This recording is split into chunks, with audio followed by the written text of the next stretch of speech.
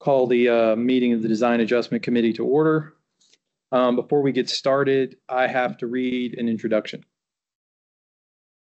The Design Adjustment Committee's purpose is to establish clear and measurable review criteria for the consideration of major deviations from the city's technical standards and specifications manual, building design and material standards, and subdivision standards. The Design Adjustment Committee does not consider housing type, cost of the proposed unit, occupants, building material, unit size, number of bedrooms, or the architectural design of the structures. These hearings are quasi-judicial evidentiary hearings. That means it's like a court hearing, and the committee's decisions are constrained by the standards in the ordinance and based upon the facts presented. All variance requests require a 4/5 vote of the committee to grant the variance. Appeals of committee decisions are to Superior Court. The parties of these cases are entitled to an impartial board. If a board member has a fixed opinion on the matter, a financial interest in the outcome, a close relationship with an affected person, or has had any ex parte communication about the matter, please disclose that information to determine if a recusal is necessary. City staff will introduce a proposed project to the committee, and committee members may ask questions. The applicant may present additional information about the project, and members may ask questions. If anyone wishes to provide evidence at today's hearing, witnesses must sign in on the clipboard at the front of the room and be sworn in. Because witnesses are to provide sworn testimony, please focus on the facts and the standards, not personal preference or opinion.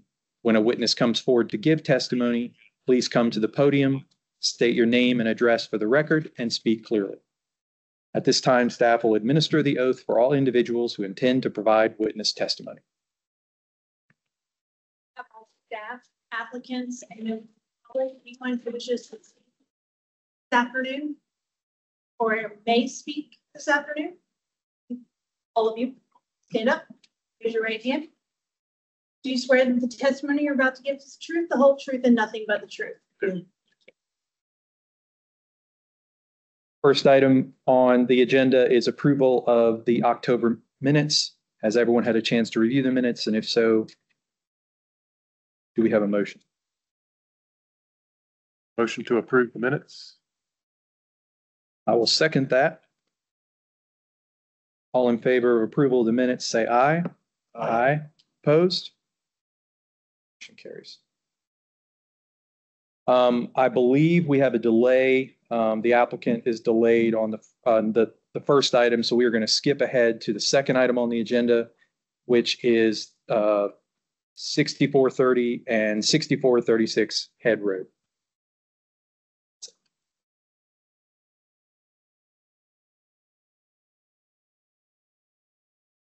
Good afternoon, Mr. Chair, members of the committee. This is evidentiary hearing number 2, located at 6430 to 6436 Head Road.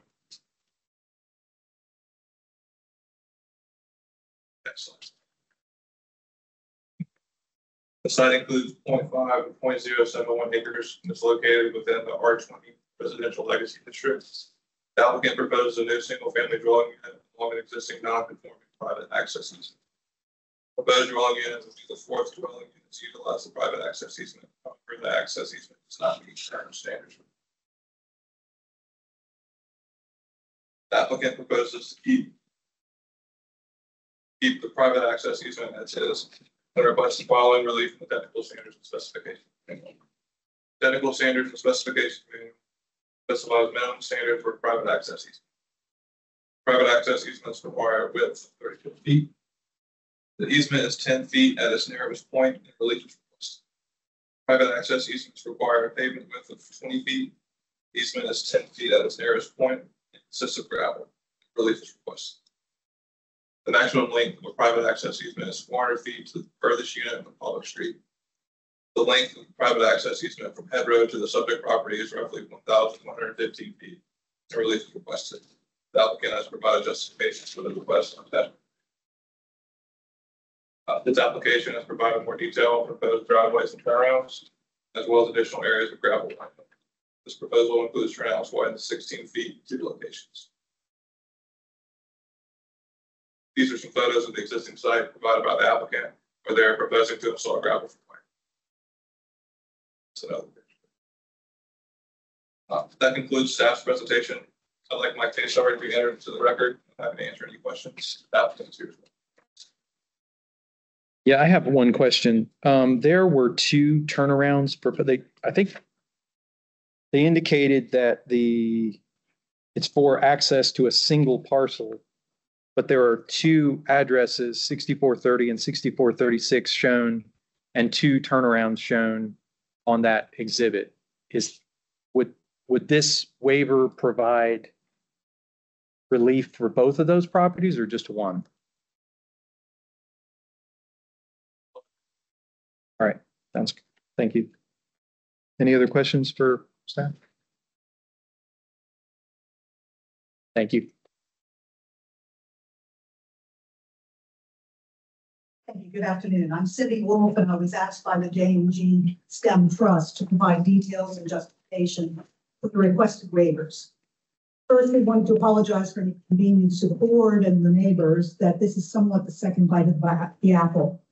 I watched the past video, and the previous case applicant pretty much just made the ask without any type of background information, justification, or perhaps mitigation for what they were asking for, and I'm ready to remedy that, hopefully. The subject at hand is the current prohibition for a building permit to be issued for home construction on either of those two vacant lots, 6430 and 6436. So we'll start there. We have two vacant lots located at an extended distance from the public road frontage along a non-conforming private access easement. The easement is also used by three other parties who I believe are all here in attendance. The history of this property dates back many years, with all those parcels evolving from the same family owner. And these names in red are pertinent to my next slide.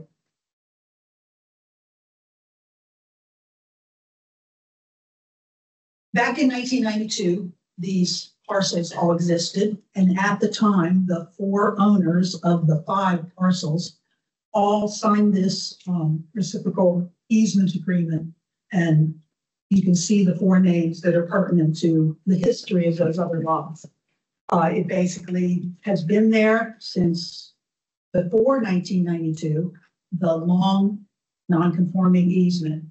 At places, it's 10 feet, at places, it's 16 feet. So pretty much it's been determined by surveying and that sort of thing that it's sort of a prescribed easement. There is no specific legal description of the easement other than the 10-foot drive.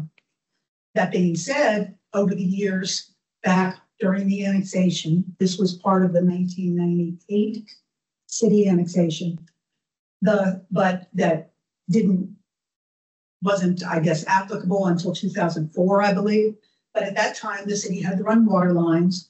They brought a water line in from the extension of Head Road across an adjacent property and basically down this same easement. That water line easement was 20 feet wide. Generally speaking, you don't want fences within an easement for the purpose of specifically the city back then, CFPUA now, being able to construct or make repairs or whatever. It turns out that the adjacent two property owners put their fences on their property lines, and that has certainly kept the widths of this private drive somewhat limited to any type of improvement. But it goes anywhere from 10 to 16 or so feet in between those two fences where the road currently is. So these are the two parcels we're talking about. Your question to staff, this board only has the ability to grant a waiver for the technical standard of the long private access easement and its cross section. And we're not here today asking for two homes to be built. We'd just like, if approved, the opportunity to sell either one of them. So for one of them to obtain a home building permit at some point in time. So these are the two lots and the survey that shows them. Okay. So the homes that are down there already were built in 1877, according to tax records, certainly been upgraded over the years. 1932, again, there have been improvements over the years. and the last one in 1998. All of those prior to it being annexed by the city and this being an issue. If my client had built 2 other homes in 1998 also, or before 2004, it would not have, there wouldn't have been any preclusion of that by the county. It's on an access easement, it has access, the county doesn't have the same code regulation or frontage or length of private access easements. So what I did was took some time one day and went out to the site.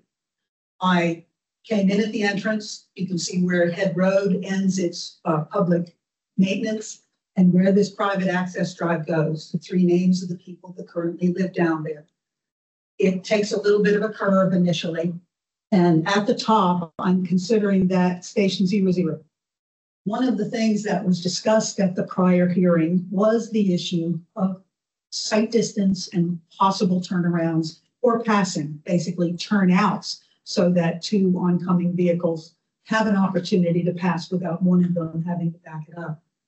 So the very first, which is the next station that you see here, is where the private property sign is. It gets wider at that point, and we would propose a turnout that would then provide at least 16 foot of width at that point. As you go a little further is where you can actually see down all the way to the next driveway. Okay. The day I was there were improvements being made at the Lambert house, and there was a Godwin's lumber truck right in front of her driveway. And I could see it from that point, which is where the turnout is being shown now. At that place, there's enough for widening it on both sides. It's fairly centered in the distance between the 2 fences. And I believe that gravel could be added again for providing symmetric turnouts to both sides. You can see on the bottom slides, you can't see the truck probably in this photo on this screen, but I could see the truck from that point. And as I got closer, there it was in front of the driveway. This is the driveway into the Lambert property. Next slide, please. So what the exhibit that you have in your packet did show 2 different turnouts. They were labeled as alternative turnouts, depending on which lot someone wanted to buy. But since then, I've talked to her a little more, I've talked to them extensively, and what we're proposing today is basically that either one of the lots could receive a building permit, but a turnaround would be placed on the lower lot, whether it's at the back and somebody buys that lot and wants to use it as their driveway or whichever. We're providing a city standard turnaround that meets all the criteria, the technical specifications. Personally, the perfect opportunity for it is where the existing driveway is, right there between the 2 lots. In my mind, the reciprocal access easements description that was on slide 2 provides for that to be improved by all of the folks that signed that easement. But knowing that there was some opposition from neighbors, we didn't, and I think that's something that certainly could be discussed at a future date among them. But for today's purposes, we're proposing to provide that turnaround on this lower property to the city standards. Now that would not be paved, it would be gravel, similar to the turnout, similar to the existing drive. We're down along Helix Creek. We would want to, limit impervious surfaces, certainly storm drainage on a lengthy drive like that, I think would be inhibiting to the environmental quality. But the proposed changes that we've shown would in fact meet the criteria of emergency vehicles. Okay.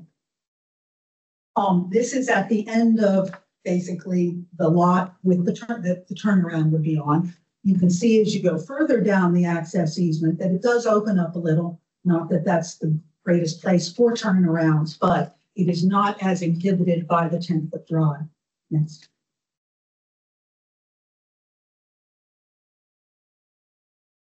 I won't back up with slides right now, but I do. I need to, if you don't mind, I apologize. Actually, go next one. There are I guess I don't have any type of. There is a fire hydrant here. There is a fire hydrant there on that driveway. So we do have that fire access. I know that emergency vehicles have been up and down there. Actually, not probably within the last year for some smoke that was a problem at one of the properties. And also for an entire year, the camera people from Dawson's Creek, I believe, used the Hummel's house as one of their locations. And I think we all around town have seen the size of the trucks that access those types of productions on occasion. So that being said, the two waivers, the one is the length. We have no ability to change the length. The adjacent properties to either side of this group or this neighborhood, if you want to call it, of the four homes or four property owners, they haven't relinquished any type of easements. They have not been responsive to that if asked. The cross-section of it, again, is limited to that prescribed easement that changes dimension all the way up and down it. But we believe that it would not be adverse to the public safety or welfare. It is these four property owners. They're responsible in group to maintain it for anyone who uses it. It would be limited certainly to the ingress and egress of them and their guests. There's a sign up front that says it's private and it's private property. We don't believe the waivers would be contrary to the public interest because with the improvements, as limited as they might be, we are providing the general criteria that emergency vehicles require for that public safety. I'd be happy to answer your questions. Yeah, before you get off of those slides, you showed, can you back up just one at a time there? Where is that exactly? That is. Okay, that's where I thought it was. Yeah. All right. It's where it opens up into those other lots. Okay. And as I understand the request, there's 3 out there now, 4 is allowed by right, four units On private access. on a private access easement. So if the request is that either or of those units, the next one to come in, whichever one that may be, would be permitted these waivers. But I guess if a 5th one came in, they would have to go to the Board of Adjustment. That's correct. In order to be approved for that. Okay. Okay. And no ADUs or anything like that would be permitted on any of these lots without, same thing. All right. If it's a conventional or a factor, not And then standard. the places where you are proposing to widen to 16 feet, how long are those sections? There is about 260 feet between station 00, or I'm sorry, the first one at the sign and the next one. And again, so I've got sort of 2 to 250 foot increments. No, I understand that part of it, but like the widened section, how long is the widened section?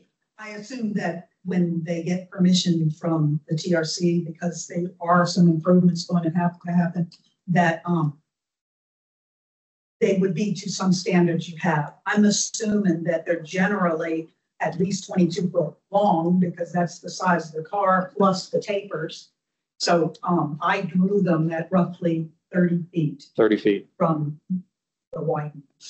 Okay, now is that a 30-foot 16 section plus the taper on each side, or is it 30 feet total? To a maximum of 16, I mean, 16 for about 20 feet is what I assumed. And Okay, then tapering again. okay. But this does not go to TRC, and that's a question for staff, correct? Well, but I guess somebody would be required to, whether it be the zoning officer, if a home permit was issued, one of the conditions, I'm assuming, on this permit would be that a city standard turnaround and these turnouts be constructed prior to the onset of construction. You can condition that as part of this. So by the 70 part. that you have an attached plan that shows the social. Okay, Because I sort of assumed also that at the beginning and the end of the tapers and the thing, you'd probably put some type of reflective, yeah. information. Those types of things, I think, could be handled at the TRC. Well, I mean, I don't want to force a home into a process that they wouldn't otherwise require. Well, maybe not at But it- the It TRC, would go because through zoning and Okay, so zoning and engineering would get the reviews. Okay, that would certainly be acceptable. okay. All right. Any other questions for Cindy, for the applicant? I have one, if you can back up to the turnaround. Yeah, that one there. From what I can see, it looks like it's 30 foot. Where'd the Apparently, standard come? apparently the detail in your standards manual isn't to scale, because mine is 30 feet. You can sort of tell that doesn't like it's 30 feet.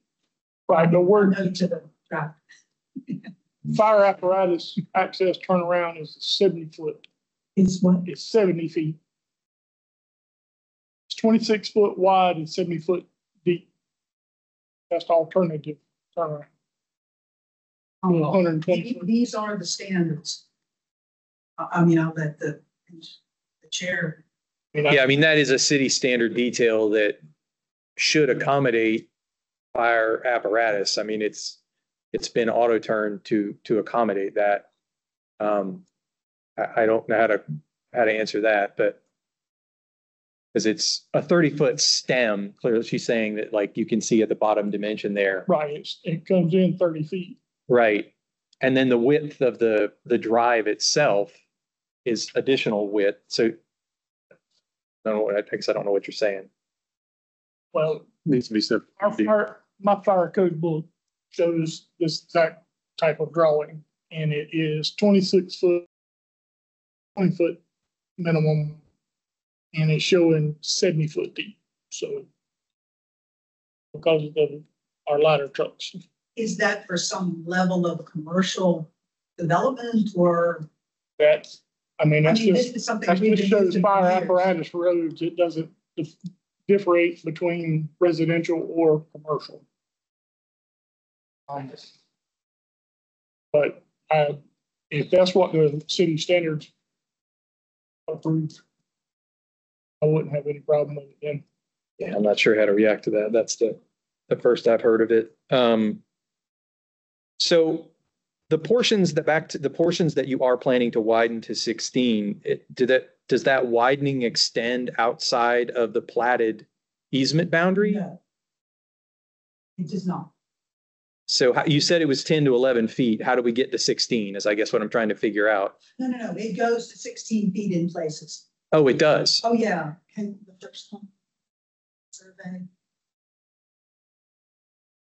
I don't have it in close, but basically this widens out and it changes. So you're taking advantage. Okay. It goes from 14 to like 17 and then back to 14. But the places I've identified, the pictures I took are between the fences, and there is enough for 16 feet of width between those fences. So those homeowners on either side, I don't know whether it's north, south, east, west, but I'll just say left and right. Yeah, they wouldn't have the ability to go and knock their fences back in and take away that 16 feet of width No. down. Those fences are on the. But you're not widening the fences beyond the six. So the 16 feet is basically going from fence to fence. In the places where it can be that long. And you don't have any ability to move those fences. Give PUA sort of retroactively, and they basically said they would not request that those owners move those fences to the easement where they're supposed to be. They would just be responsible for their own replacement of the fences should that easement ever have to be worked on. Fair enough. Yeah, I mean, that to me, but thank you. That answers the question I had. I'll save the rest for the discussion portion. But any other questions for? that was my question. Thank you very much. Thank you. All right, well, the first, I guess next we can open the public hearing and then we can have some additional discussion on these matters. So at this time, I will open the public hearing. Is there anyone from the public who wishes to speak? Thank you.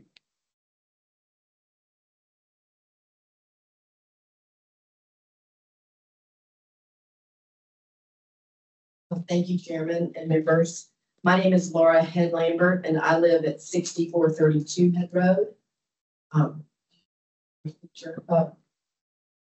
So our home is adjacent to both properties. When I was in high school, I did live at 6428, which is the Dawson Creek house with my dad. I have lived there most of my life on this driveway and have dealt with these driveway issues for quite a few years. We built the third house on the shared driveway in 1998. And at that time, it was county land. We were told at that time by our builder and John Fullerton, who was the county planner at the time, that whoever built the fourth house would need to widen and pave the driveway. We were told this 26 years ago. So my question kind of is what's changed? The request for relief from the technical standards and specifications manual concerning this private access easement is problematic for a few reasons. The current easement is at its narrowest point is only 10 feet wide, as we discussed, with most of the driveway is 11 feet. I don't see the 16 feet very much where they're showing this 16 feet because we are currently backing up most of this driveway if you have an oncoming car. We are not able to, there's one area if you have a tiny sedan that you can pull over, but if you have a UPS truck and a car, you're not pulling over. So for most of this driveway, we are backing up the current easement. So this is really less than a third of the requirement of 34 feet, the 11 feet, which is the majority of this driveway, which poses serious safety risks, particularly for emergency vehicles that may struggle to access our property in the event of fire, medical emergencies, or other crisis. The length of this road is 1,115 feet. I believe it's 1,115 feet to the first property, 6436. It's even further to the furthest, which is also can delay emergency services and is doesn't exceed the TSSM's mandate. We have infrastructure concerns. The existing gravel road is prone to wear and tear, and with 4 dwelling units on it, it would be increasingly unsuitable for regular traffic. Who is going to maintain and incur the cost of this additional traffic? We will. So the 10 to 11 foot wide gravel road for 4 homes directly contradicts the purpose of the TSSM, which aims to ensure safe, durable access for residential areas. The current driveway restrictions began in 1992. When I was young, we had no fences. There were no fences down there at all. You could pull over wherever, nobody had fences. In 1992, my Aunt Jane Guthrie and Uncle Bill Guthrie sold the land west of the driveway and north of 6436. So there was a triangular piece that went all the way to Head Road that they sold, which was a portion of that driveway. They sold it to Smith and Adele Richardson, who owned the 20 acres on the other side of our property. Soon after, in 1993, they erected the wire and post fencing, and that was installed on the west side of the driveway, which narrowed our driveway access. And that's hard to see. You go down there and in that very first pull out that they're showing, the wire fence is right on the driveway. The wire is on the ground and they've kind of raked some leaves to make some space, but it is still, the post and wire is still there. So if I were to pull over today, I would get caught up in the wire fence. In 2010, my brother owned the Klepper land, which is the acreage to the east of the driveway. It's 7 acres of undeveloped land. And he lost that primarily due to the mandate that he would need to widen, pave, and install a turnaround on this existing driveway. He did not own enough head road frontage to plow his own driveway. That parcel was then acquired by Catherine Fleming and Derek Hickey.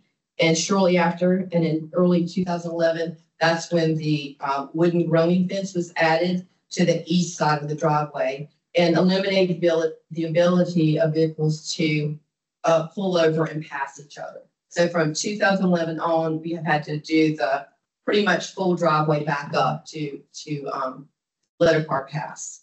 So I don't see what has changed. The driveway is still primarily 11 feet long, 11 feet wide.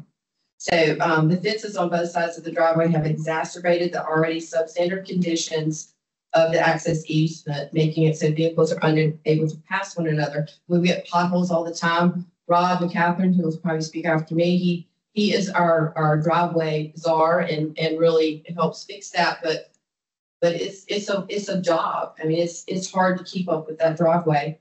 The proposed pull-offs, they're not adequate to accommodate anything but a small sedan. They are not that long. They're not that wide. I mean, even you can barely fit 2 cars because we can pull off on one of them on one side. That's the pull-off that we use right now.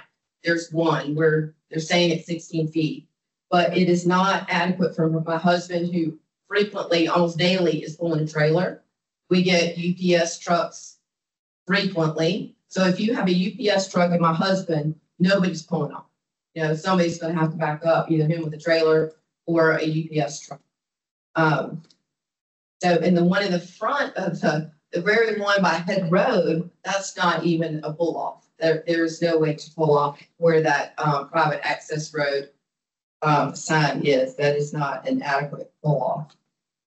The turnarounds, in our opinion, are questionable. I do question those. Actually, if you have the slide of the turnoffs and the SD 305 diagram, that one, this one. Yes. So for the if this turnaround is going to be in someone's driveway, what I see is a boat on a trailer parked in that driveway.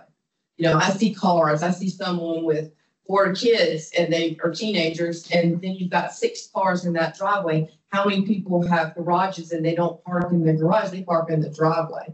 So I have a real issue with that being part of someone's driveway.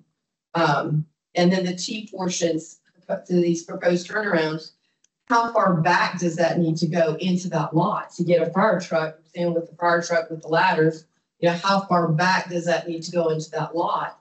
And if this is on a wooded lot, you know, we get limb debris and all that coming down all the time. Who is going to maintain that access? You know, is that going to be is the lot that gets sold the one with the access, or does the lot get sold with the one without the access? To me, it would always be better if it would be the one without the access, because with the access, it's just going to be part of their driveway and they're going to park vehicles and boats and whatnot on that access. Because right now they're both deeply wooded lots. So there will be a lot of limb debris and maintenance to keep those clear. The locations of either of those turnarounds, this one, is not going to prevent a fire truck from having to back up if it has to service the 2 houses down below that are on the water. Those 2 houses, if the fire truck goes past that turnaround, they're going to still have to back up to get to that turnout. And due to the fencing on the east side, so we have that same, our driveway is just north of this, and we have the same issue when we're pulling out. It's very difficult because of the proximity of that fence on the east side, where the growing fence is just coming out. It's very difficult to make that turn. And it's very similar. Our driveway is very similar to this turnaround. It's probably a little bit smaller, but it's very difficult. The fire hydrant is at the corner of our driveway. And this summer it was hit and was at a 45-degree angle. Someone just trying to make that same kind of T-turn in our driveway. And it's just very difficult. We've lost specimen trees that we try to make it pretty out there. And we lost all kinds of trees and fencing, just trying to keep the driveway looking nice. But there's some precedent and some long-term viability issues with this. Granting this relief would set a dangerous precedent, allowing future developments to bypass important infrastructure standards. And why do we have these standards? This could undermine the safety and viability of our neighborhood and other neighborhoods with more traffic. Furthermore, continuing with this non-conforming easement could limit property values, because of more traffic, who wants to deal with this kind of road issue like we're dealing with here today? It can create additional long-term maintenance costs. You know, we already have those with this driveway. And it would ultimately burn the current residents and possibly the city. Additionally, 6428 is a tourist destination.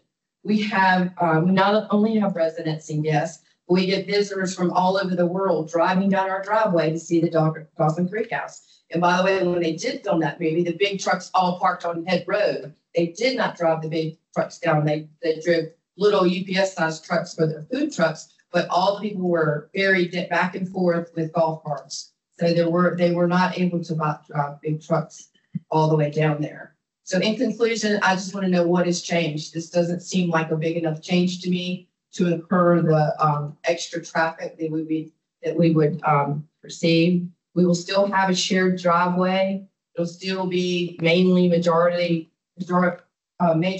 11 feet in width. We will still have to back up considerable distances. Our shared driveway will not be paved like we thought the fourth house would get a paved driveway. The proposed pull-offs are inadequate. The turnarounds are questionable. We as neighbors will incur more material and labor costs due to more traffic and snow will be set. Therefore, the request to waive the TSSM standards for this easement is not justifiable given the safety risks, infrastructure inadequacies, the precedent, and the negative impact on neighbors. Instead, the applicant should be required to bring the easement into compliance with the required standards to ensure safety, functionality, and long-term viability of the neighborhood. Thank you for your time. Anybody have questions for me?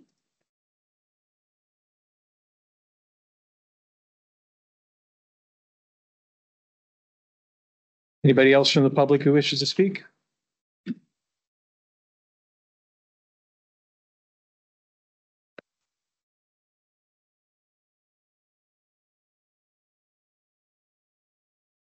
I'm Captain. I apologize for hobbling up here. I'm about due to have a knee replacement. Anyhow, I live at the end of the road, 6428. And there are two things that you need to understand about the road. First, I think they'll probably beat it to death. It's very narrow. Sensors on both sides. You can't turn around. Second, and I haven't been mentioned quite enough, I would think, when you pull off the road either end, you're pulling off of the public road onto the Head Road, private access. You can't see the other end. It's just a 4 mile long. But you can't see the other end. There's a curve at both ends, at each end, and there's a hill in the middle.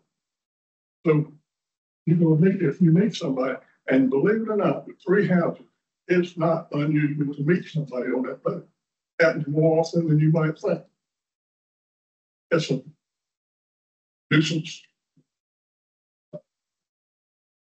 delay, but it's got the potential to be much more than a nuisance. It can be catastrophic. A fire truck or an ambulance on an emergency situation has to back up or has to wait for somebody else to back up. It can make the difference between life and death. House burning down and not burning down. I think you would have to look long and hard to find a piece of property that's less in compliance with this, what is it, the technical standards and specifications manual. They say you need 34 feet, but we got 10 feet, 11 feet. They say you need 20 feet of pavement. I don't have any pavement. They say the maximum length to the furthest unit from the public street is 400 feet. This is 1,310 feet. So in my opinion is if you go, an application were approved with these much of inadequacies, why not just throw out the manual altogether? And let anybody deal with what they want to, where they want to, when they want to. Dawson's Creek come up a couple of times. I lived through that. But one thing they had that we don't have, they put somebody on either end of the dadgum road with a walkie-talkie.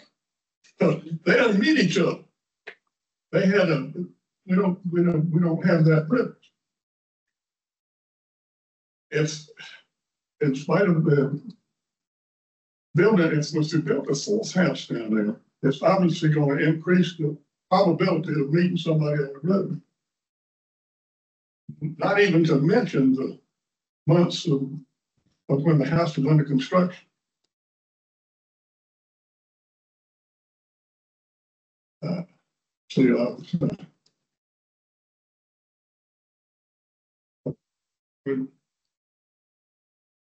This lady, I'm sorry, I don't remember Miss Wolf. I mentioned 16-foot places we're going to pass, so two cars can pass. I'm driving a Ford Explorer, 7.5 feet wide. And I think they're probably a fire engine or a UPS truck wider than that. But let's just deal with 2 Ford Explorers. If I'm going out and I'm in a Ford Explorer coming in, and I get 4 inches from the fence on one side, it gets 4 inches from the fence on the other side, we got 4 inches in between us, so we can pass. That's possible, but if it's two vehicles meet on that road, somebody backing up. Since July, when this board unanimously voted to turn this same application down, that road hadn't got 1 inch lot short. I've lived there all my life, so I'd be happy to answer any questions about how the fences got up and so forth. Thank you. Thank you. I'll live back over here. Thank you. Anybody else from the public who wishes to speak on this item? Okay. How does that work with the public hearing? Is that after the public hearing or during the public hearing?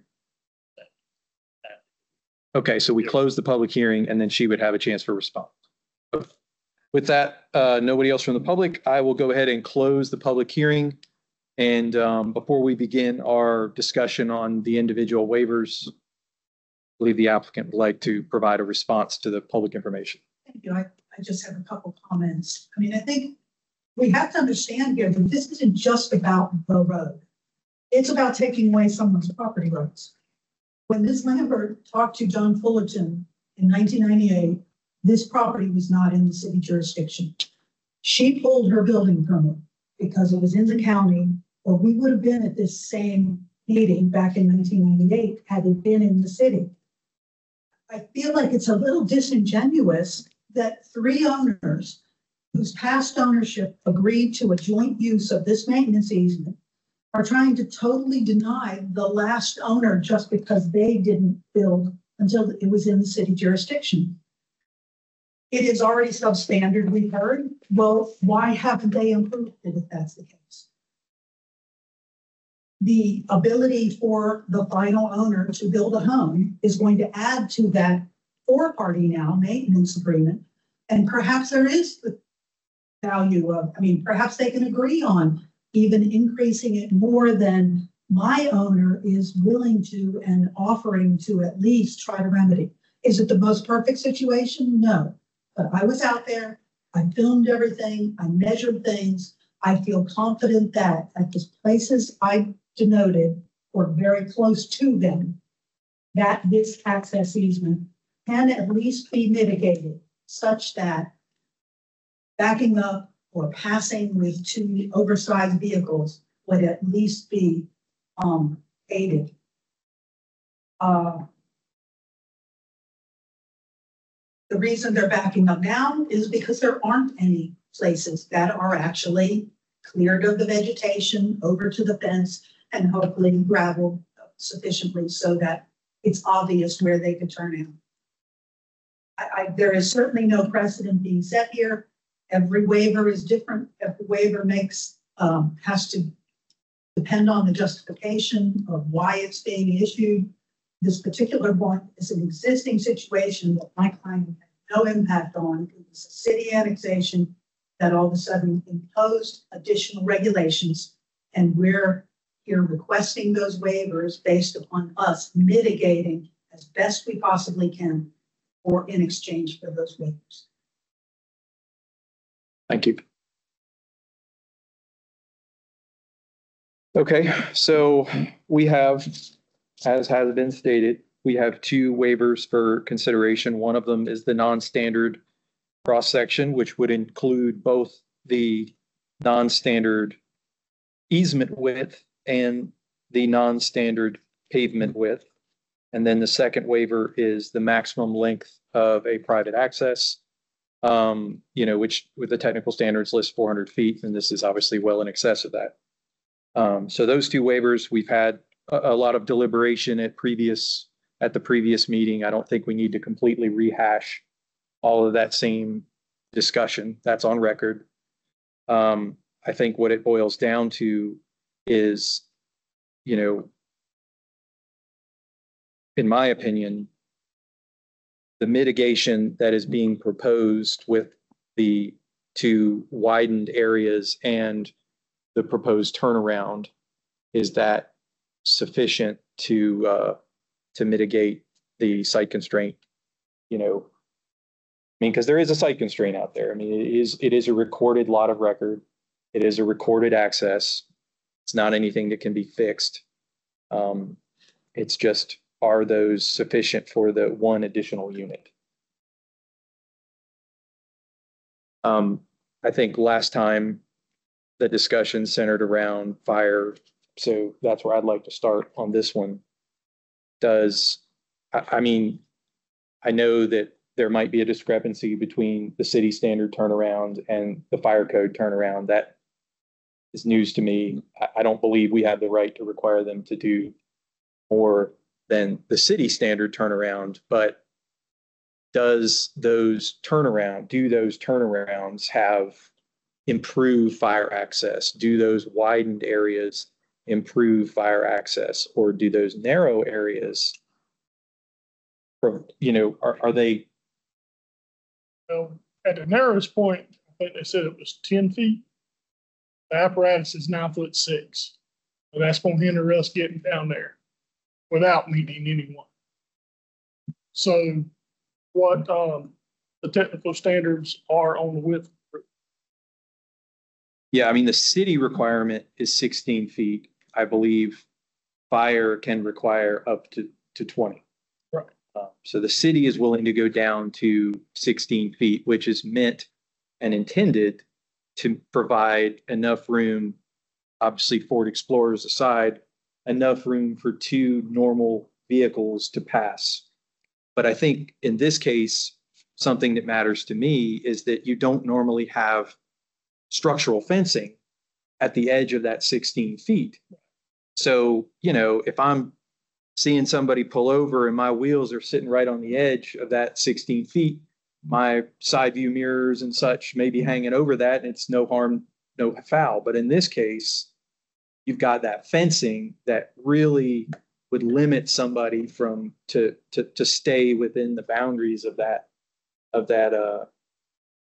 easement area, and that, so that's obviously a big concern, and there's no way to fix that, or no way for these applicants to fix that, or the existing residents to fix that.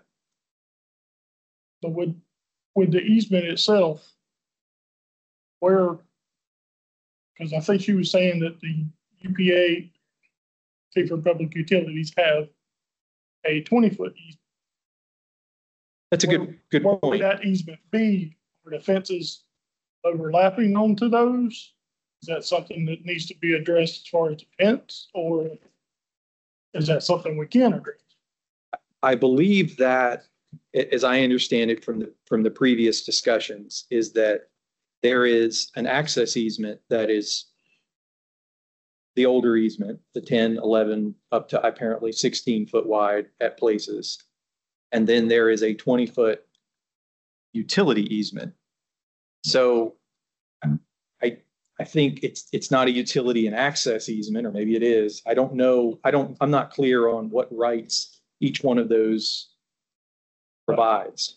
I don't know the answer to that. I would definitely like to see a wider, these two issues compound on each other, in my opinion. if this was a narrow easement, but it was, 200 feet long within the 400-foot standard, a very limited in scope, you could live with it. But the fact that it's both narrow, fenced, and long,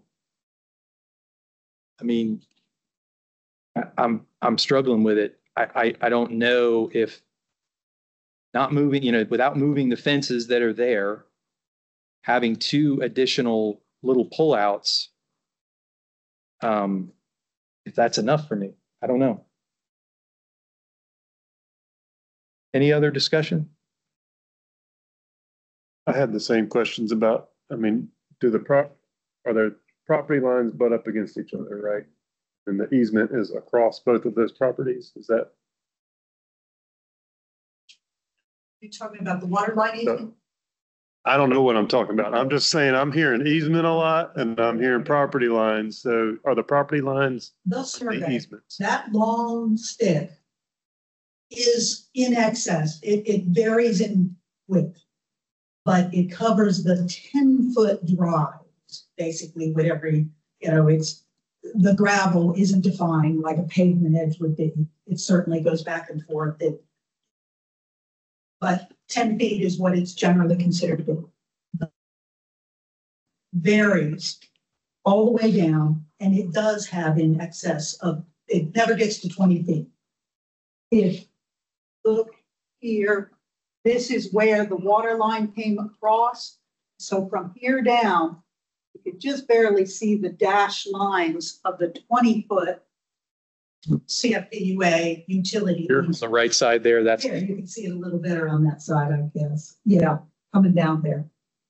So unfortunately, at the top, that adjacent property owner to the north and northwest has their fence on the red line, not on the dashed easement line.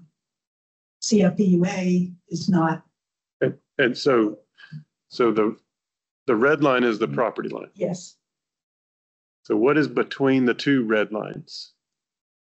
basically the center of the easement, the drive, if you will, on the surveyor's criteria. It varies, like I said, it's prescribed. There's no definition to it.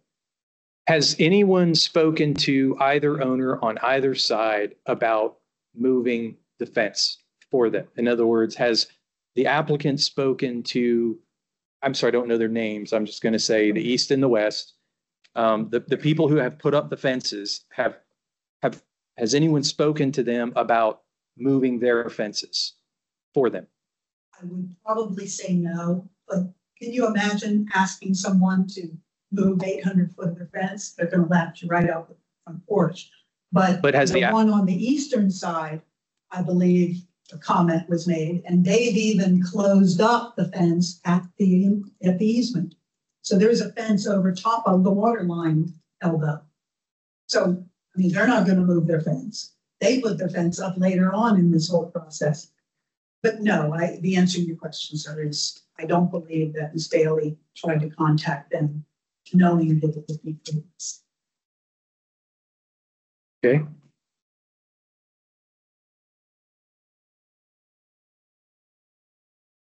Any comments or questions on the easement? Is it something that, I'm not sure if it's code enforcement or zoning or who handles fence? Gentlemen, I'm gonna need y'all to speak up because there's only one microphone, Oh, one sorry. recorder in this room, and you have to make sure that it records everything. Is there something as far as the fence being on the property line? I thought you had to come back to the property line. I didn't think you could build directly onto the property line.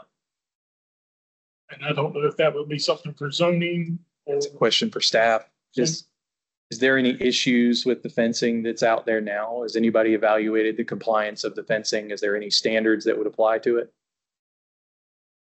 No. So there wouldn't be any issues with that. It's a good question, though. I mean, I know it's on private property and it's not adjacent to public streets, so. Good question. Part of what I struggle with is it sounds like, based on people that have spoken, there's a problem out there now, but nobody wants anything to change.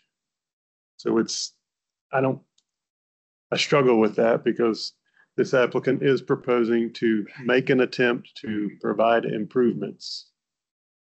Not fix the situation, but provide something to better the condition that's out there right now that nobody else wants to change, because if they change it, I don't know what the hesitation is, but. Well, I think that's a great point. I think, and the other sort of thing I'll add to that is we're talking about one unit. We're not talking about, 100-unit subdivision or townhomes. This is one unit. Or a connecting street, or. Yeah. If all of the catastrophic scenarios that were presented earlier can occur today. Yeah. And how much is one additional resident going to, I don't know.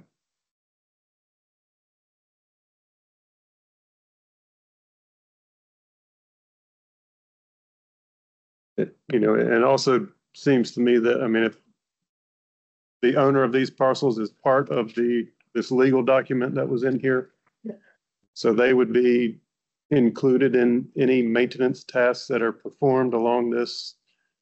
There was like item number 8 on that deed that basically said that it will be maintained by the users. Up until now, obviously, my client hasn't used it. I guess probably has not been party. I don't know that for sure, but certainly would have to become party according to the document. I do have one last question, and I think you can be heard well from there.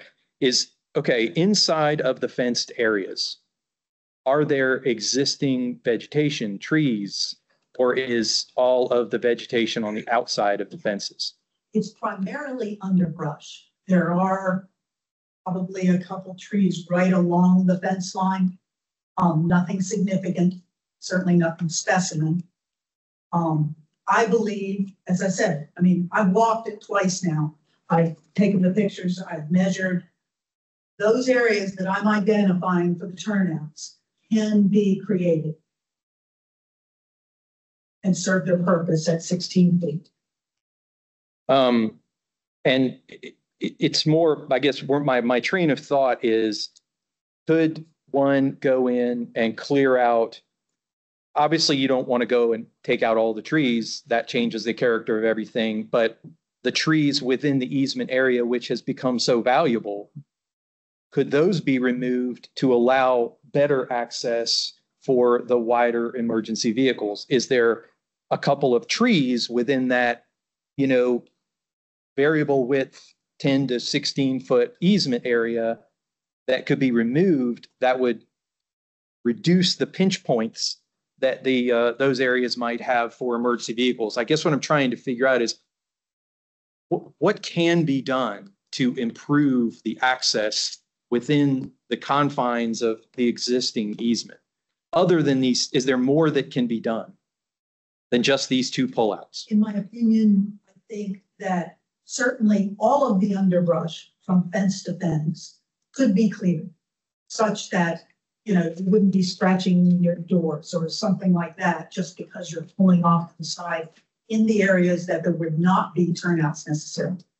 At the turnouts, formalizing them as best possible with gravel, with some type of reflector so that people know that it's coming up in the next 50 feet. I think that's a reasonable improvement that would help. So yes, there are not a lot of trees between the 2 fences in that long. I can't tell from the pictures. There are. If I had my video, we could walk the whole thing. But yeah, that's certainly a condition that we'd be willing to accept, that part of the improvement of that stick of the right of way, along with the 2 turnouts, would be to underbrush to make it possible to sort of drive off road, if you want to go off gravel, if necessary. Understood. Thank you. Any additional discussion? CFUA, Travis? Yeah, there really isn't. Hang on. I've closed the public hearing, but thank you. I appreciate that.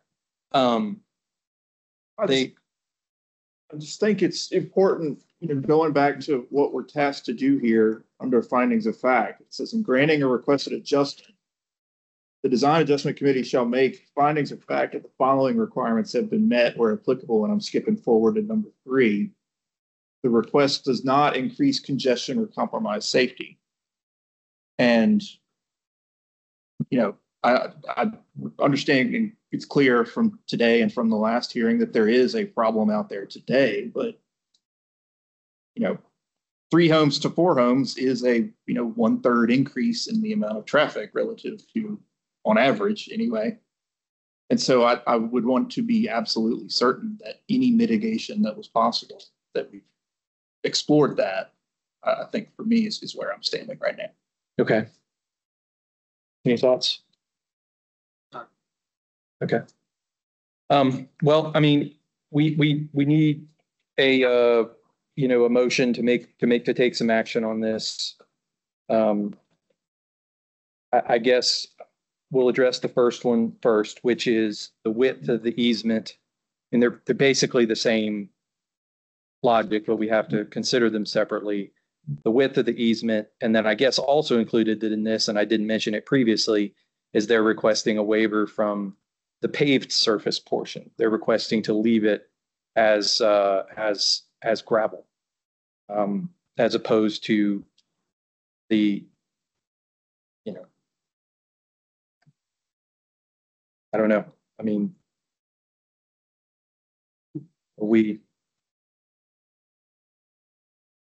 personally, I'm kind of in the same line as Travis.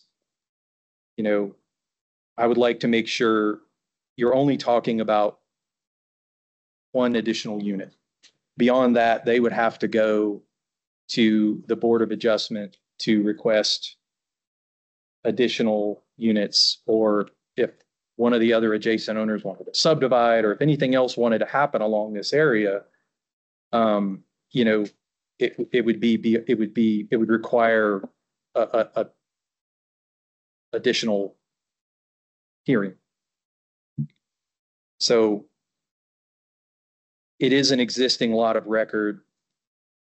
It is an existing easement. It's one unit.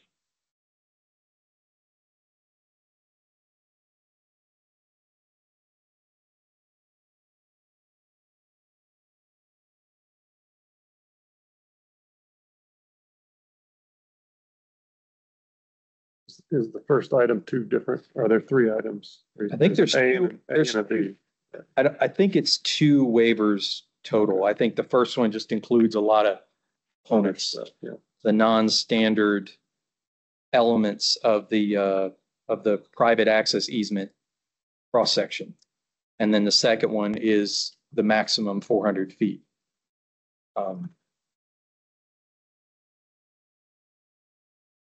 I would even take a motion to consider them both together, since in my mind the factors are the same.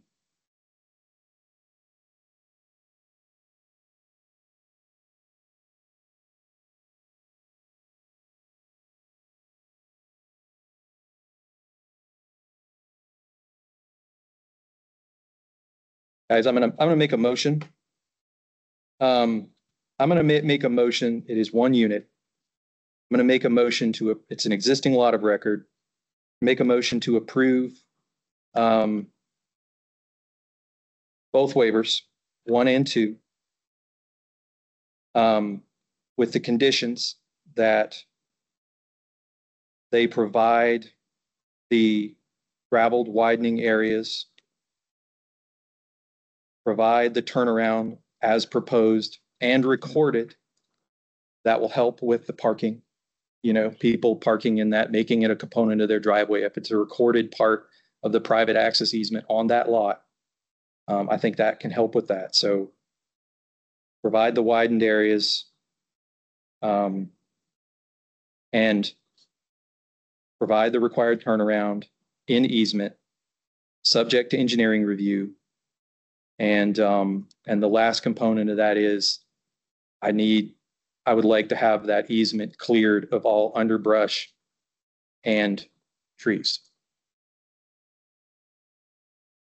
I feel like that is a reasonable mitigation for one additional unit. That's my motion.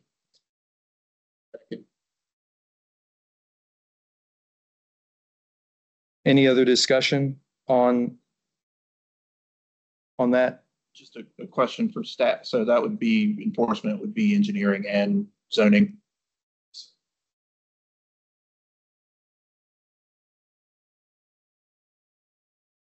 Any other discussion?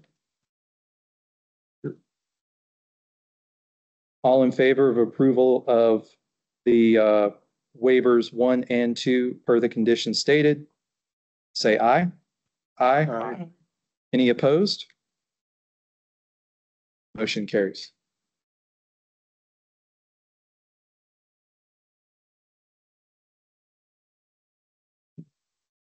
I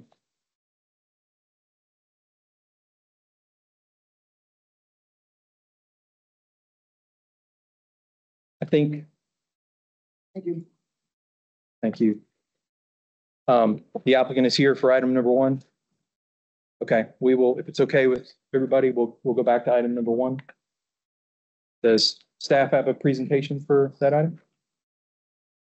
The applicant, please. Oh, sure. Sorry. You stay right there. You swear that the testimony you're about to give is truth, the whole truth, and nothing but the truth. Do you have a presentation on slideshow or anything? No, I don't. Okay. Yeah. Hopefully there's a math, but I don't. Before we get started, I do want to disclose I have prior knowledge of this project. This project engineer with City of Wilmington, we had a planning and zoning assessment with the engineer. I have now moved on to Cape Fear Public Utility Authority. And I do not feel that previous meeting will hamper my judgment on the decision. Does the applicant have any rebuttal to that? Thank you.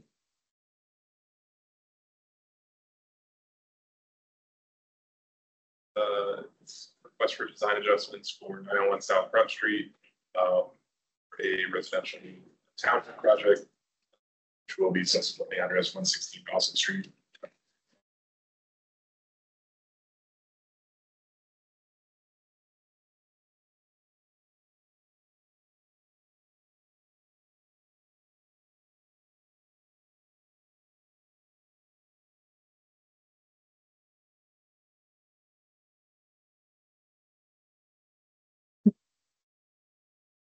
Its total site is approximately 2.6 acres. The applicant is requesting design adjustments for driveway offsets and driveway design standards for a residential development. The existing zoning is UMX urban mixed use. Currently, this portion of the site is vacant. However, you'll see the rest of the site is occupied by commercial use. The Cape Fear Solar Systems development, which is south.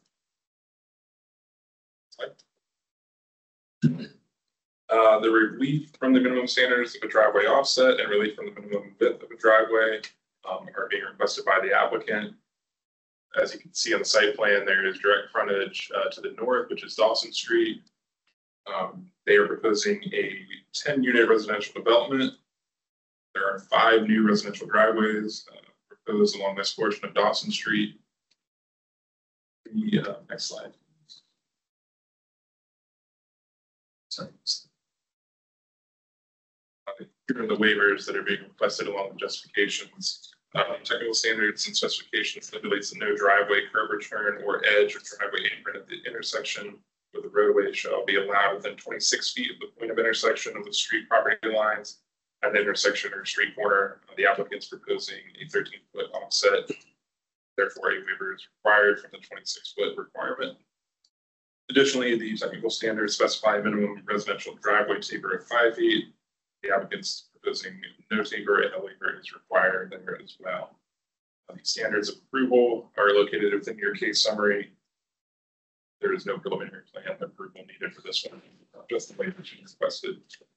I ask that my report be entered into the record. Happy to answer any questions that you have. The applicant's here pretty well.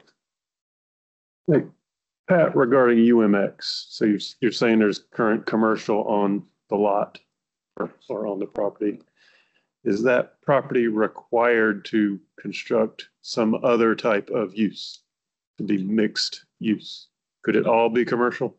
It could be. Okay, So there's not a requirement to build residential to make this mixed use. Okay, that's confusing. But How, and this may be a question for the applicant, but I can't tell from the exhibit, how far off of the right of way is the face of the structure?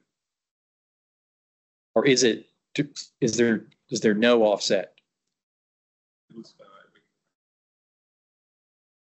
And I can ask the same question. I mean, it looks like there's a sliver there, but not a lot of room. Okay, yeah, well, you'll get an opportunity to present in a minute here. So the idea is to encourage buildings to be along the block face rather than back right away. Okay. Thank you. Any other questions for staff? Thank you, Pat. The applicant wish to speak?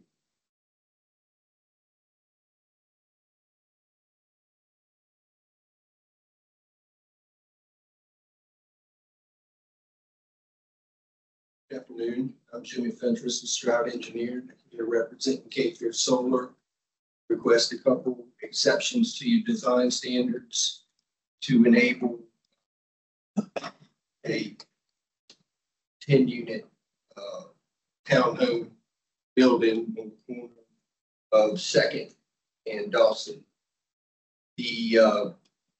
Originally, the Dawson Street continued on through.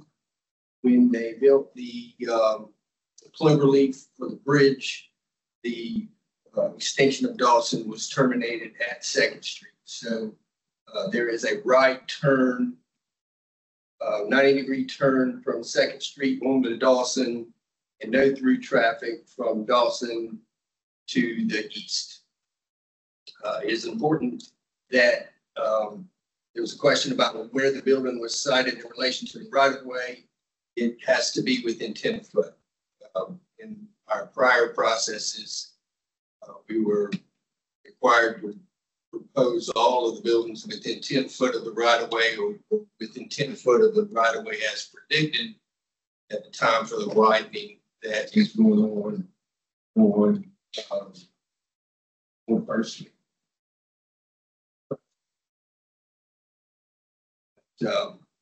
What we're asking for is to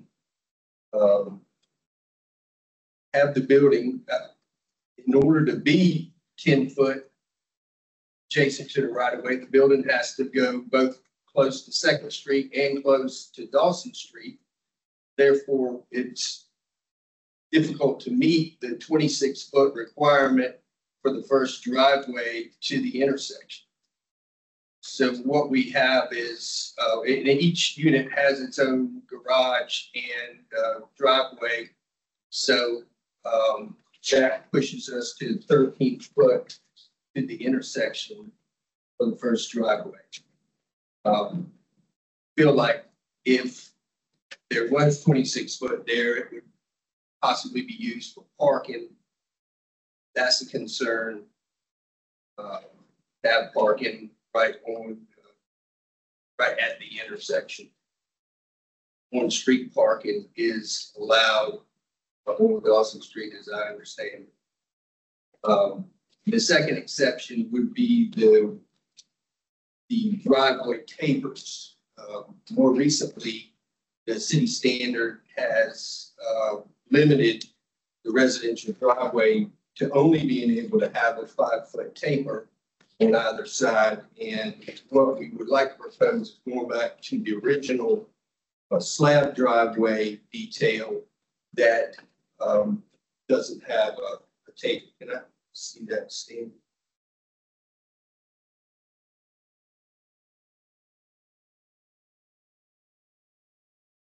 There. That was the standard at the time most of this block was developed. And we're hoping to revert to that standard for the 5 driveways that are proposed onto Dawson Street. We certainly meet the 12-foot minimum requirement. The driveways are nearly 20 foot There was some suggestion in our early meetings with staff that we were exceeding 50% of the property frontage with the driveway coverage, and my application submission addresses that, that the overall driveways only account for about 35% of the overall frontage. So that is not being requested in this hearing. It's just the driveway sign standard being that of yesteryear, and allowance to have the first driveway but 13 foot from the intersection. Happy to listen. Timmy, these are shared driveways. Yes. So 2 units would be using each of the 5 driveways. That's correct. Yeah. Okay. And then you mentioned the maximum of 10 feet setback. How much are they set back? Doesn't look like 10 feet. It looks like 1 or 2. I'm sorry, you're right. It is. It's 1 or 2 foot. Okay. Okay. So all of the parking for these townhomes is to occur in the garage. I mean, there won't be any parking on the aprons because it's all in the right of way. In each for two cars in each garage. Are they too deep this way? Not this way though. Okay. And is there a reason why you can't access the end unit from Second Street? Handicap unit, there's a lot of grade there. It's about 4 foot different on Second Street than where we're coming off with Dawson. And that's the complication there. It's higher. Okay. So they can't come in with a rear driveway. It only gets worse. Okay. Any other questions for the applicant? You mentioned there was an original concern about the percentage of the block being driveway. But you didn't consider the entire lot. It was just that one out parcel, or that one phase was originally calculated in that, or? Well, it wasn't me. I wasn't aware that we were approaching 50%, and through scrutiny of it, it was evident that we were close, but 35% as opposed to 50%. Some of that is that there's 2 frontages. And also originally there was a separate lot that has since been purchased. Not since we've been talking about this proposal, but since we first had our site plan approved for Cape Fear Solar, there was a lot purchased beside of what is left as an out parcel.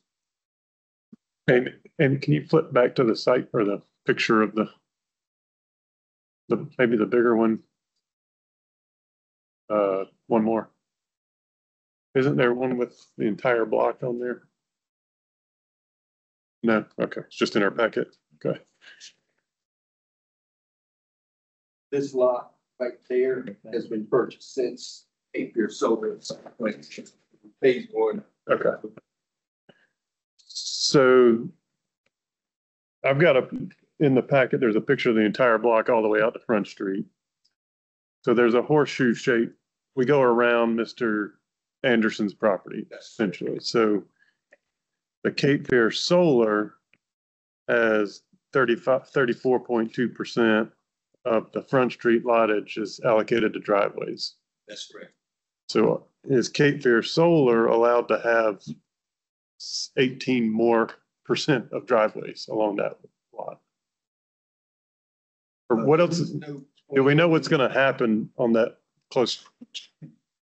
No plan to improve that area. In fact, it was dedicated significant land to mitigate some of the landscaping that was removed, some of the existing vegetation that was removed when we originally developed the site. Here again, there's some grade issue there. It's retaining wall is about 14. Divides the Dawson Street frontage and the rest of the site. Okay. Yeah, I mean, it didn't request it, so just, you know, questions that come to my mind when I'm looking at it. Yeah. What I recall, phase 3 had a structure off Second Street. So what was the 4th Street off Second, that intersection? But they both used the existing solar driveways for access, and there was nothing proposed off the street. I had one question that, what is that black dot in the middle of that 13-foot dimension? Okay. Yeah, it's an existing fire hydrant. It's in the space between the driveway and the.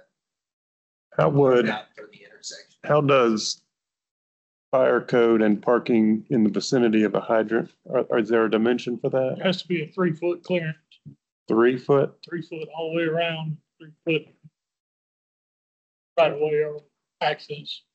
So I know in our parking codes, it's you can't park within 15 feet of a hydrant. But I didn't know if the driveway in relationship to that hydrant is a concern.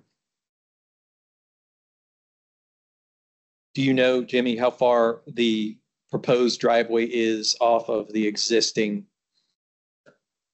7 feet? So that was one, I just noticed the hydrant. I didn't know how our parking code applied. The intent would be to park in the garage. There's really not enough room to park in the driveway. I've heard that before and I can drive around town and so. Well, from my perspective, the closer the structure is to the right-of-way line, the less likely people will park on that apron.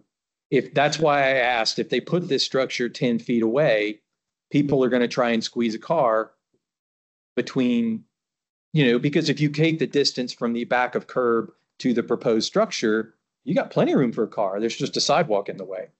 So I appreciate the fact that it's closer. Yeah. That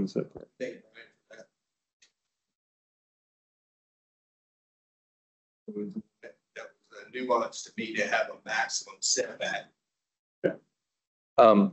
Any other questions for the applicants? We got to open the public hearing on this issue. Yeah, just the dimension of the width of the driveway, 19.33 is kind of a weird dimension. I'm just wondering what is the typical width of a 2-car driveway? 18 foot, so you're making it a little wider than typical. That's just dimensioning what we had drawn. I'd say that's a little bit arbitrary. It'd be 20, it'd be 18. But it can't be no less than, I reckon it was 13 by the old standard. Well, I mean, it's serving as an entrance point for 2 driveways. So, I mean, I understood that to be the reason for, and so I don't know why it has to be 19.33, but that's why it would have to be wider than a typical. Okay. So you mentioned if you left 26 feet from the curb, from the intersection, I think we could get around of prohibiting people from parking there. However, are people parking there today? Very little traffic on there. Mostly undesirables. These folks. Do you see people? I know that there's some. I don't know the type of unit, but just I guess on the right side of Second Street there. I don't know my north-south side, but on the right side, as you're looking at this, there's what are those condos? I mean, there's something there now. Or where do those people park? Do they park interior to their site, or is there a lot of on-street parking? I believe they're parking a lot inside of their Okay. site. Fair enough. But they are parking on Second Street, on both sides of Second Street. It's marked off as well for some parking. It is on the right side where those apartments are, but where you're proposing over here, they're parking on that side also, and it's not marked. And also on Dawson has several U-Haul rental trucks parked there. Okay. So Last question. It's not associated. Can I answer that? I think so. The apartment name. Sorry? State your name for the record. John Donahue, from Cape Fear Solar. The apartments, there's right next to it is a self-storage facility. They also have a U-Haul rental arrangement there. And when they don't have space to park those vehicles, they park them down on Dawson Street. It doesn't have anything to do with us. Understood. Thank you. And my last question was, you were mentioning going back to an old standard, old driveway standard. Are there examples of that old driveway standard on this block today? For the one house that remains, the Anderson house likely has that type of driveway, as houses around the other parts of the perimeter of the project have that slab type driveway. So within the block, yes. On Dawson, I'm not certain. Jimmy, I did want to get one last clarification on this. What is that hatched area of the sidewalk on the left side there? What is that meant to show? Striped hatching on? I can tell you, Rob. Okay. That looks like where the power's coming. Or what? The issue we had with that, having to move the power line. Okay, but it's not. To my Not awning not or something. intentional, and it's not relevant. Not relevant to this. Okay, thank you. That's what I wanted to make sure I understood. Chairman, you're referring to the hatched area over that right next to where it says 8-foot sidewalk. Yes. It appears from the aerial that there is not currently sidewalks there. Oh, because it's the old lot. So we gotta add sidewalk where we didn't provide it before, requirement of the site plan. Understood. Thank you for clearing that up. Thank you. I think that's all the questions for you. I can't promise you won't ask you again, but. Thank you all. Yep. No problem. This time I'd like to open the public hearing. Is there anybody from the public who wishes to speak? Yes, please.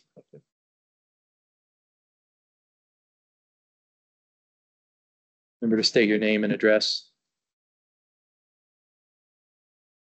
My name is Scott Anderson. I'm the owner of the Jason Way, across the street. I wasn't aware that the scope of the project had expanded. I don't have a problem with that. It's new to me, and I just got the card in last week, so it's new to me on all of this. I have that property there. It's surrounded by their property. Of course, that's all wetlands behind me and beside me. That's their property line still. Just to clarify, there is no driveway on existing driveway, no existing slab. And with regards to parking, it is heavily parked. See this picture? I just looked at this morning. See the cars lined up around the corner, both sides of 2nd Street. And routinely you see the U-Haul trucks parked there. So you can imagine when 10 units are due to that little street. My concern is I don't have any problem with people parking all through there, but when I do utilize my property there, I plan on going mixed use and having a shop for my business, maybe on top. So I take deliveries. If they park, which they already parking in this here, you can see they're parked already in front of my property. This is not with little use. And as you know, Front Street is continuously getting busier. So my concern is having access to simple deliveries, like this, people coming in and out of my building. Because if they continue to keep parking on the street, which they will, all the way up to the stop sign, both sides of the road, you're not going to be able to pull anything down with the car. And probably where are you going to pull off when 2 cars are going? It's a narrow road as it is. And if we have U-Haul trucks parked up the side with cars and trucks, vehicles, so their business continues to go because those cars weren't there a few years ago. Now they're wrapped all the way around both sides of 2nd Street, all over the place. You can't find a parking spot on 2nd Street. Those condos, I bet you they're going to build more too because they have more land.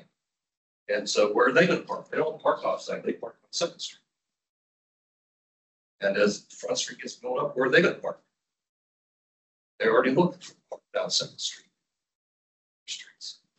So I don't have any problem with anybody putting anything on that land, but just please leave some parking and some access to road for people to get down and deliver stuff to. That's all I ask. Other than that, I have no issues with what they're doing over there. Nice property, nice building, nice people. Just the parking's become a real issue already, and they haven't built anything. That's all. Thank you. Thank you. Anybody else from the public wish to speak on this? Can I speak to that? Yeah, I can call, I got to close public hearing first. Nobody else? I will go ahead and close the public hearing. And does the applicant wish to provide a response? We begin our deliberations.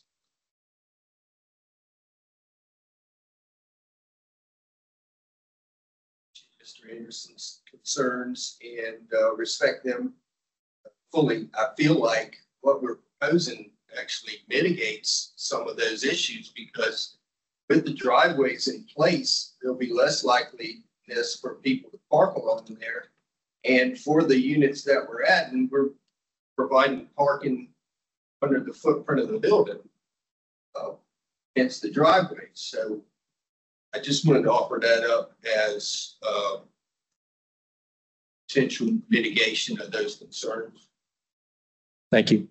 Jimmy, while you're up there, I noticed in your justification, you mentioned that Dawson Street is 3 lanes wide. Do you have a dimension? But I think 37 foot back to back surveyed. Back to back, okay. It's actually a wide street. Okay. It is.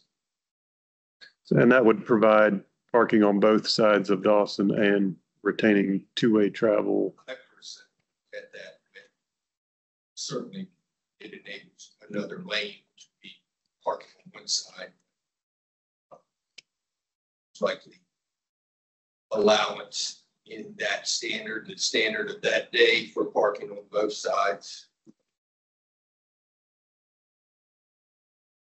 Okay, thank you. I guess I know it's not really a question and answer type thing with respect to the public hearing, but just to clarify city code, I'm asking for Dennis to hopefully confirm this or correct me. I believe it's section article 552 does currently prohibit parking in front of driveway cuts. So if someone establishes a driveway, it is an enforceable rule to not block that driveway. So, if Mr. Anderson were to, put up a building or a business and install a driveway that meets the technical standards, there wouldn't be anybody allowed to block that either. Now, where are the cars that are going to park now? Where are they going to go? I don't know, but that's kind of outside the scope of this waiver.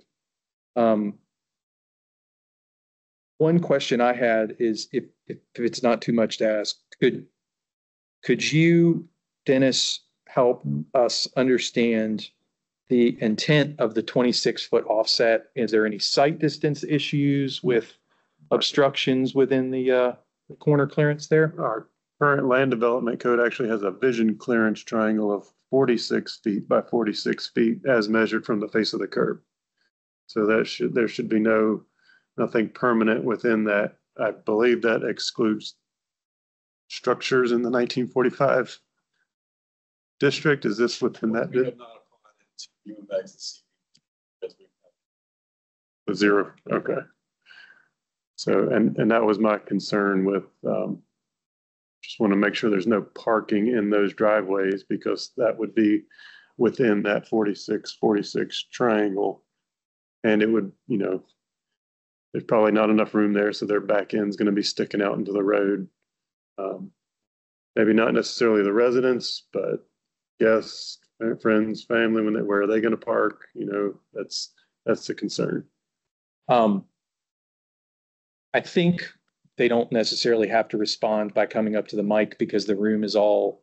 So can I ask a question of the applicant from there? Understood. Are the residents of these structures going to be permitted parking spaces within the Cape Fear Solar commercial facility? No. So all those parking spaces that are behind them? You know what? I'm responsible because the design was to allow for parking underneath. I say no, but I had not even considered it before. Okay. We have kind of separation of the commercial side, and now this will be on the residential side. If there was an advantage to do that, I'd consider it, but the intent was to not create any issues on the street. So people would be able to park underneath. Are these going to be garage accessed, or is this going to be raised on piles, like to where you park underneath? Or do you know yet? Okay, so it is a closed garage. Yeah. Okay. Okay. Okay. So we have the two waivers. The first is the 26-foot intersection offset, and the second one is the driveway taper. I guess we can just, as usual, take them in order. Any discussion about specifically the 26-foot offset from the corner? I mean, I'm not crazy about the 13-foot dimension there. I'm actually, so is it 13 feet from the, okay, from the right of way, not from the. Yeah, from the property line, yeah. Okay. So there would be additional distance to. There is additional distance to the. Yeah, to the other curbing. Second Street curb. But ultimately, I mean, other than reducing the density of the development, I don't see, there's not much opportunity to provide. Yeah, I can at least appreciate that they're sharing driveways. I would, I think if they each are sharing a driveway, you're making it very difficult to meet that 26 feet. I just wanted to make sure that we're not compromising a safe turning movement through that intersection by doing that. Is the Second Street a stop condition? It is a stop condition or a yield. I can't remember which one, but it's the controlled approach. Okay. Dawson Street is a free flow right turn. Okay. So you're driving along Dawson Street. It's basically a 90-degree roadway. Right. But if you're driving down Second Street, you have a stop sign or a yield. So if somebody was pulling out of that driveway, they would have an opportunity to see them. Okay.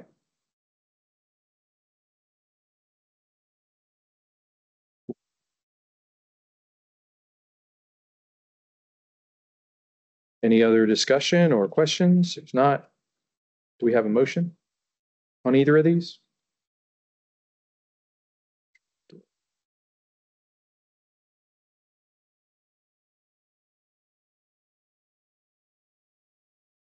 I'll make a motion to approve adjustment number 1 for the 13-foot offset from the property line for the driveway based on site constraints and the use of the shared driveway to minimize the physical number of driveways along the frontage.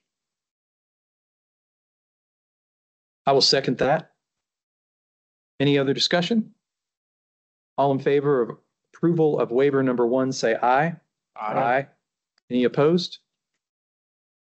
That waiver is granted. The second one, the reduction in the taper, similar. I mean, from my perspective, I don't know that the flares are necessary since they're shared driveways. They're not going to be parking in that adjacent portion. And the reduced flare also improves opportunity for municipal services like trash. I know that you know, on projects that are dense like this, you've got 20 residents, or excuse me, 10 units, that's 20 trash cans that are going to go out, and you got to have a place for those to be accessed and served. So if they can reduce the flares to make better room for that, it's still going to be tight. I think that is something that that we should consider. So I'm going to make a motion to approve adjustment number 2, which is a reduction in the 5-foot flare to meet the standard as presented. Again, site constraints, shared driveways, and municipal access is the justification. I'll second that. Any other discussion on waiver number 2? All in favor of waiver number 2, say aye. Aye. Any opposed? That waiver is granted as well. Thank you.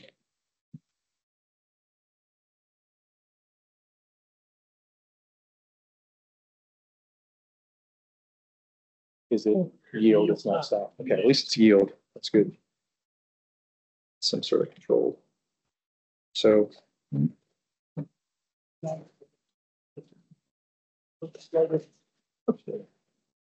Adjustment number of item number 3 is 802 23rd Street. Is there a staff presentation?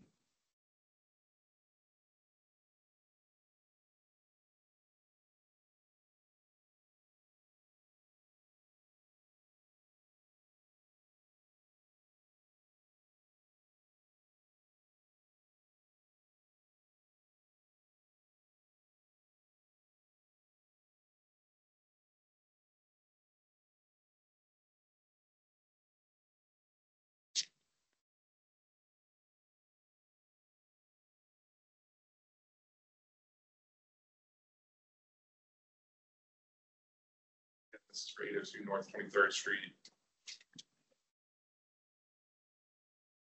Request for design adjustments. 3 are being requested.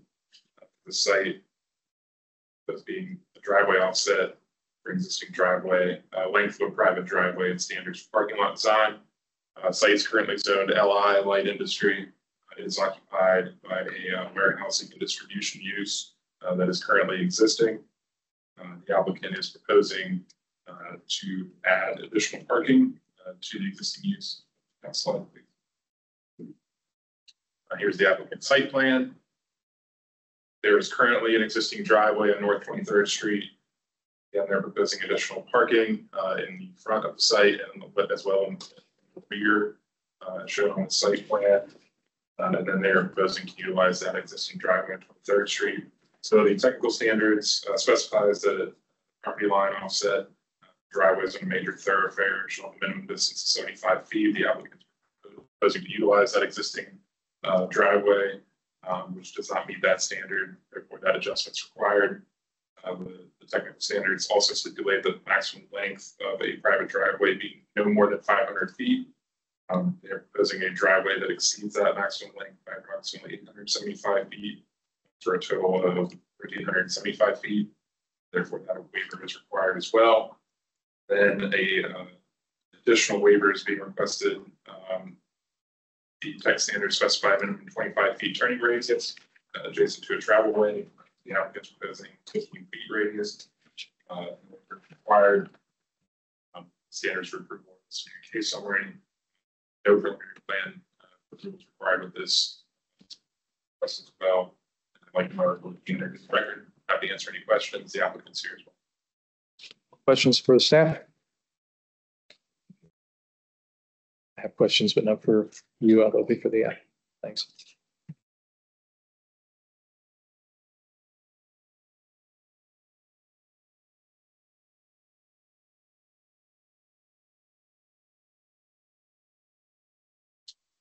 Good afternoon. My name is Jeremy Blair with Paramount Engineering, the designated representative for the owner. In regards to this application, just briefly, I want to give an overview of the general intent of the project. Provides suitable, adequate parking for the use in its existing state. There's no, with the exception of a handful of parking spaces in that center area in the truck court. There's no real prescribed parking. It's kind of, go out and observe and look at historical aerial photos, depending on the time and the use. There's random vehicle parking throughout the truck court. So, this project desire on the part of the owner to improve the property to provide, standard suitable parking for the use. Mentioned that there's a proposed parking up front and then also in the rear, which generally pushes the need for one of these variances. Having parking both ends of the facility serves it in both a single tenant use or in the case of a multi-tenant use, there would be parking on either end such that pedestrians would be forced to in and around truck traffic in order to enter the building. So, as it turns out, just the nature of geometry of the project provides for that link of private driveway back to serve that rear parking area. And then we mentioned too, it's an existing driveway onto 23rd Street. So, of course, there's not enough stem length between 23rd Street and building on the truck court to do a meaningful realignment of that to meet the offset. And then we're also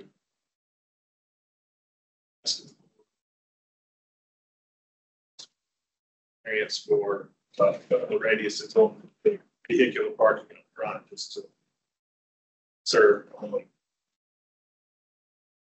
passenger vehicles. That stem of that parking road that runs parallel to 23rd Street exceed. So, okay, issue for vehicle for emergency vehicles. And then also just wanted to point out, as far as emergency vehicle access to the rear, certainly is adequate geometry for turnaround through that parking area. And then the main portion of that private drive in its existing state, 60 and 80 feet wide. So it certainly provides a very wide path there for vehicle access, regardless of sort of construction. In the proposal to expand that truck court, it would go from 60 to 80 feet out, so it's like a 30 feet. So generally, I'd squat there for the operation of the facility and suitable access for vehicles to the rear. But those are the main points that I have prepared. Certainly happy to answer any questions that you might have. I had a question. I put my reading glasses on. I was looking at the site plan. There's two arrowheads there for design adjustment number 3, 15-foot radii. But it looks like the radii just to the north of there is a third one. Yeah, I think we treated that all as one radii. It's continuous. I see. Okay. So a semicircle. Yeah. Nice. Is there any reason that second one couldn't be a 20? The one that's not technically labeled, is there any reason it could not be 25 feet? Go from a 15-foot radius to a 25-foot radius? Yeah, it's just the geometry there, the distance from the edge of the existing driveway to the corner of the building.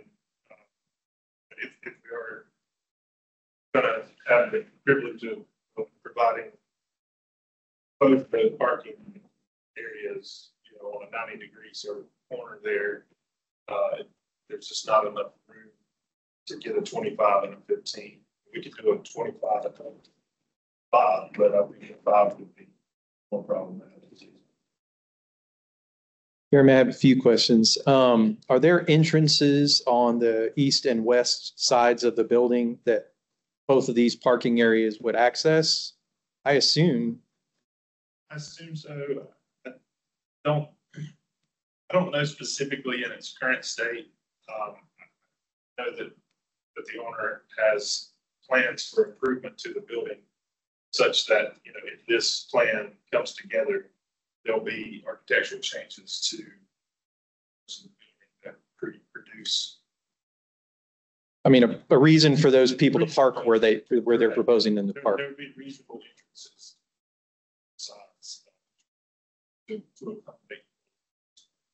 And the existing truck court, as you call it, 60 to 80 feet, obviously is acceptable for the trucks that are using it today. What's the need for widening it to the 130? Typically, on expansion like this, it allows for trailer storage. So they would be parking trailers along that northern, I guess not northern, but yeah, it is northern. Northern section. Which would. Well, yeah. Field and, you know, taking 50 feet or so. Yeah, I mean, it's going to have to be wide enough for the tractor trailers, so obviously it would be wide enough for emergency vehicles. The other question I had was there was some proposed phasing on the eastern side. Can you explain it? Is it going to be this way? How are they going to build that? Yeah, you can just point, that would be great. Right. So it could very well all be developed as a single phase and they just do all of this at once. But they wanted to obtain the option of just doing a single double stack row of parking in there, knowing that they would have to at least provide a circular. That last loop you just drew, even if they just paved that first aisle, that last loop would be available for cars or whatever to turn around and get out. Correct. Knowing that they would, even if it's a, you know, like a grass or gravel or grass, supported turf type. Okay. You know, access. Okay. Turn around through there. Any other questions for the applicant? I've got one. Down here at the rear, where they're planning on putting a park, are they planning on adding an additional hydrant? We haven't considered that up through the level of design that we're in right now. There is an existing hydrant. I know it's difficult to see on this plan, but there's an existing hydrant right here. Oh, there is one there. Okay, I didn't see a hydrant. All I saw was the one out close to 23rd. Okay. So if there's one there at the corner there, then that would suffice. Only reason I asked is because if there was a fire in the parking lot with a car fire, we can't place 1,400 foot of hose. Right. Our trucks don't carry that. Just to bring everyone up to speed on the process, where we're at in the process so far. So this project has been submitted for pre-TRC consultation. We have gone through that level of discussion, identified these variances, and seeking variances. Before any of this move forward, we have to go through full TRC site plan approval.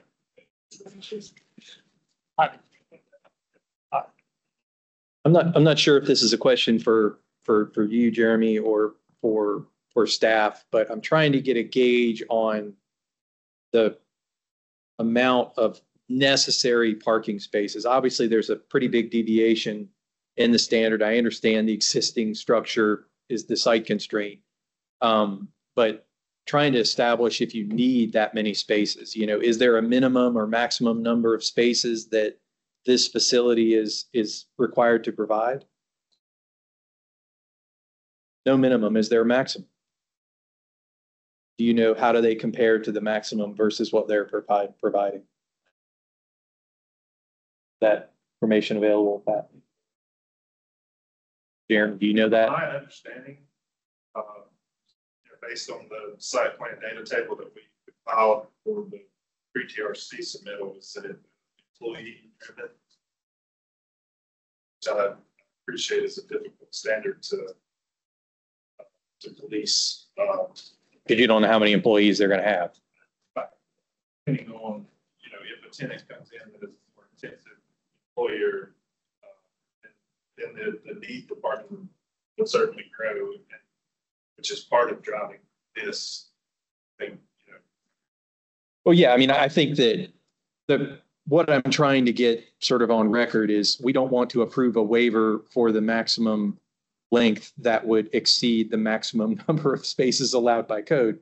You know what I mean? Like that's we want to make sure that we're providing necessary parking, but not more than that. Even if, however, the parking shakes out, the approval of this waiver would not negate them having to meet the parking standard. Okay. Understood. There would be a minimum because it's within 650 residential area. Yeah, I don't know what the numbers are, but there would be a minimum percent of the maximum. Okay. And I'm going to assume they're going to be providing within the minimum and maximum. They will be. Okay. All right. Any other questions for the applicant? Thank you. You mentioned you're at the pre-TRC level now. I just noticed that, I don't know if sidewalks are going to be, or multi-use paths is going to be required along here, but I didn't notice it either, so. Oh, that's a great point. DOT, if this is a DOT road, is DOT going to be reviewing this driveway?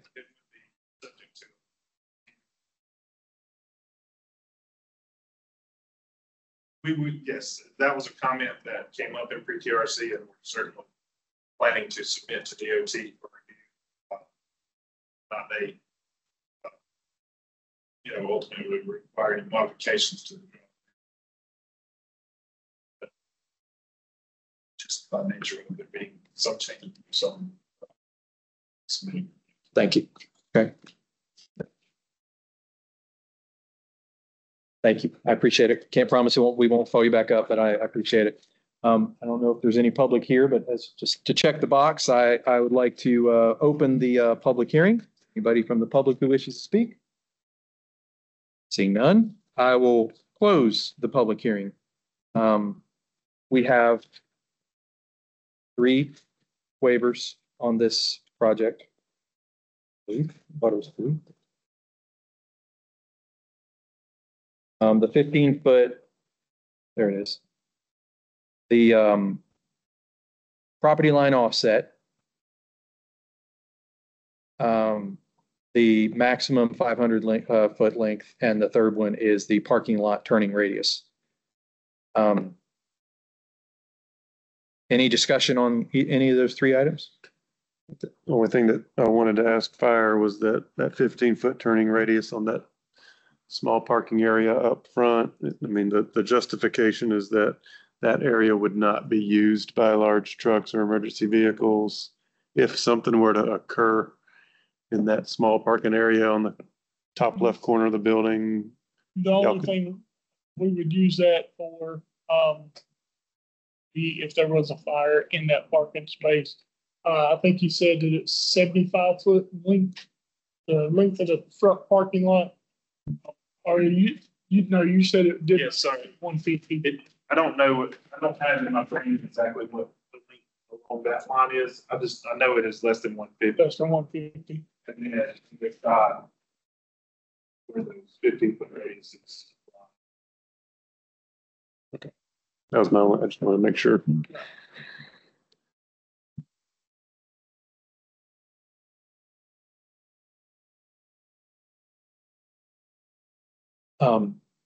Regarding the property line offset, I would say it's an existing driveway access point. The circulation sort of relies upon an access point towards that side of the property corner. DOT is going to get a review of this, make whatever requirements that they're going to make, stems or whatever. I don't know what they might require And the tech standards typically defer to the DOT approval anyway. So I'm going to make a motion on the property line offset number 1, because it is an existing driveway. I think just by its nature, it's going to be contingent upon DOT approval, but just for argument's sake, I will add that in as a condition, subject to NCDOT approval, review and approval. That's my motion. I'll second. You got it. Travis. Seconded by Travis. Any other discussion on waiver number 1? All in favor, say aye. Aye. Any opposed? Waiver number 1 is approved. Number 2. That's a pretty substantial deviation from the maximum, but there clearly is a site constraint. And I think the fact that the purpose of this is to accommodate trucks and truck turning in and out of the warehouse facility would, mitigate a lot of the emergency access concerns. But I think coming in, my concern was, that parking at the end, is it necessary? Are that many spaces necessary? And, I can appreciate what Jeremy said about, well, we don't want to have parking. Like, let's say they provide some parking along the north side. They still have to walk through the truck court area to get to the facility. And I can appreciate separating those two elements. It's a little bit, different. If they don't have an access point on the eastern side of the property, then they have to walk through the truck area anyway. But I feel like they would. And also the existing driveway is a large percentage of that 1375 already. Yeah. Correct. Yeah, exactly. So they're extending it in order to provide more parking and at the same time providing an adequate turnaround at the end of the. Yeah. The proposed parking is has adequate circulation. As long as they don't do the phase 1 improvements and then straight up curb that sort of eastern side, that would be something that obviously we wouldn't want to see. We'd want to have that entire circulation path be open, even if it's not paved. But other than that, I generally support the waiver. I'll make a motion to approve adjustment number 2 for the length of the private driveway. They're with the justification that they're extending a driveway that already exceeds the minimum amount, and with the condition that that back parking area does provide an adequate turnaround for emergency vehicles. Second. Any other discussion on waiver number 2?